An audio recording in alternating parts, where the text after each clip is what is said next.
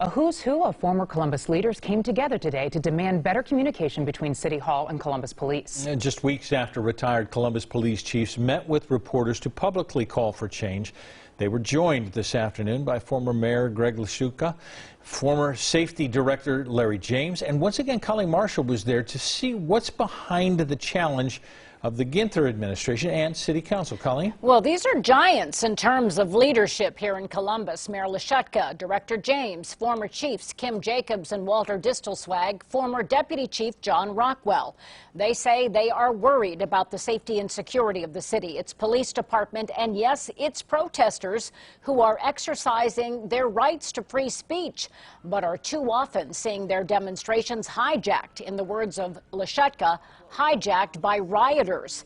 They want to see City Hall, police, and the business community work together for meaningful change in ways that are proven to be effective. I asked them, though, about the politics of all this, and I want you to hear some of their responses to that. It's impossible to separate the politics from this. How much of this is an effort to defeat the citizens' panel on the ballot in November, and how much of it is an effort to challenge Andy Ginther? I'll try to respond to that. I would say neither. I think the genuine concern is if we're going to invest time, money, and resources, let's put forth the best effort and let's get the best product. At the end of the day, it's the mayor's call. Let me tell you, I have no intention of getting involved one way or the other on the charter revision issue. You know where I stand, and I'm going to not vote for it.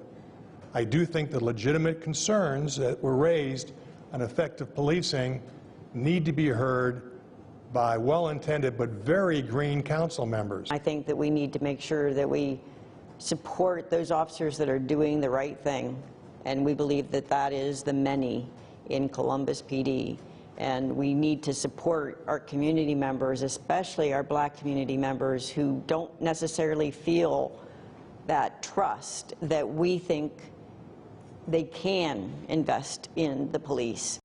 Now, their big united message is that there must be better communication, more dialogue, and as for that Citizens Review Board, they say voters are being asked to vote in November on something that has had very little citizen input. It's not clear and not well thought out, in their words. I'll have much more on this coming up tonight at 6.